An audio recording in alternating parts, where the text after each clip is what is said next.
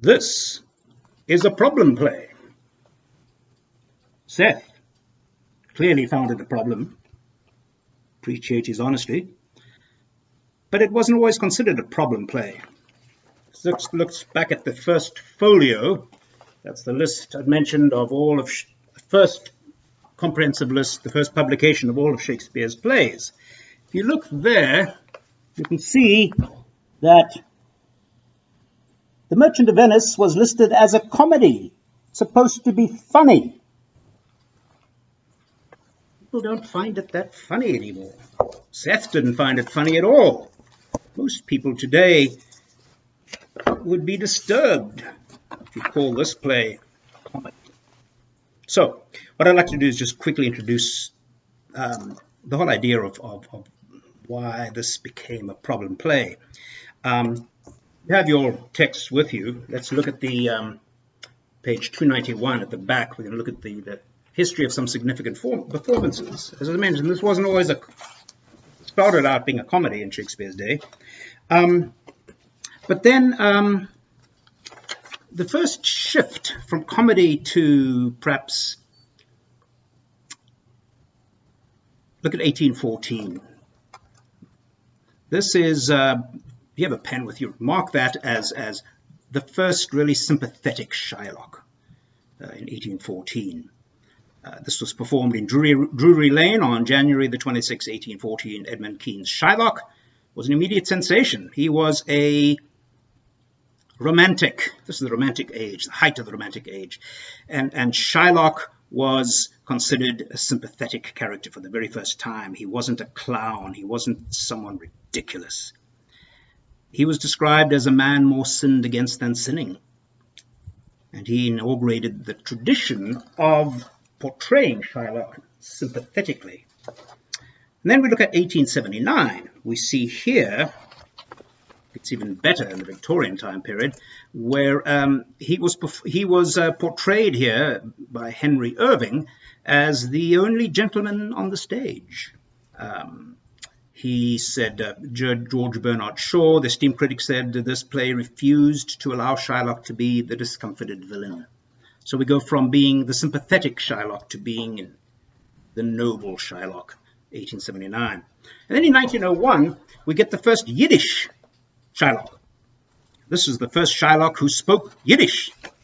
Problem is, he was the only character in the play to speak Yiddish. Everyone else spoke English. 1930s, we had a second, I believe it is also a Yiddish, it is also a Yiddish play. 1930s, Hitler was coming to power, or would be coming to power in a few years' time. And this was seen as a sort of a challenge to the rise of Nazism. So again, it was pictured as pro-Jewish, as showing the horrors of the way the Jews had been treated in past history. And so it was very much portrayed as an anti-Nazi portrayal of Shylock. But then in 1943, of course, during the reign of Hitler, there were dozens of pro-Nazi, anti-Jewish performances of this. It's amazing what you can do with Shakespeare. So in 1943, there was a famous pro-Nazi performance performed in Austria at the Vienna Burg Theatre. And it continued on for quite a while until Shakespeare was toppled. It's a strange history. In 1987, the Royal Shakespeare Company did something very different. They had a lynch mob go through the streets of Venice, spraying swastikas on walls and everything like this, and chanting anti-Jewish slogans. So clearly, you know by that this was a performance sympathetic to Shylock, the despised Jew. And this is how most performances have been today.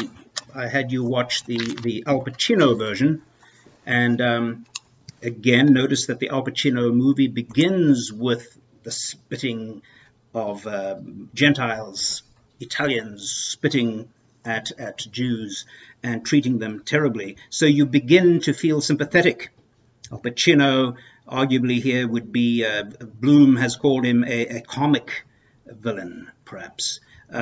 He's been described as a heroic villain, perhaps a tragic villain, perhaps a sympathetic villain, but certainly not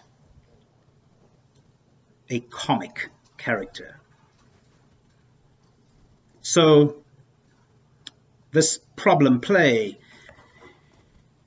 it's a problem play because unless it is interpreted in respectful ways, in ways that perhaps are different from the way it had been produced, it's going to be and continues to be a problem play.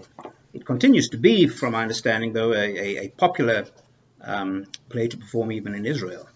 And so it has been able to be performed as a pro-Jewish play, putting on display the history of the discrimination and the hatred and the racism towards Jews all the way through Christian history.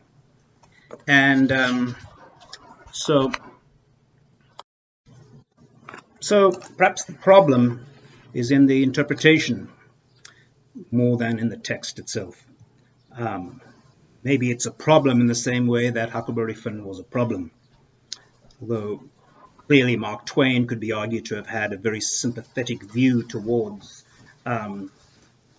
Jim, the runaway slave. Do we see that in Shakespeare? I don't know. Shakespeare kind of hides behind many, many curtains. He doesn't show himself in any play. We don't know anything about Shakespeare compared to other writers. The slippery guy, should we say. So, Stirling College, about 6-7 years ago, I believe it was, put on their own performance, their own take of The Merchant of Venice. And how did that go? So it was considered to be, perhaps in line with the movie, a sympathetic portrayal of Shylock. Shylock as not a comic character, but as a tragic character. Certainly flawed, certainly not kind, but one who is who he is because of the tremendous weight of discrimination against him that he has to deal with. So it seemed to be a performance which, and like probably most performances today, deal with Shylock as a tragic character, as a sympathetic character. And so the question I want to throw out to you is, does that solve the problem? It's still a problem play, something for you to discuss on the forums.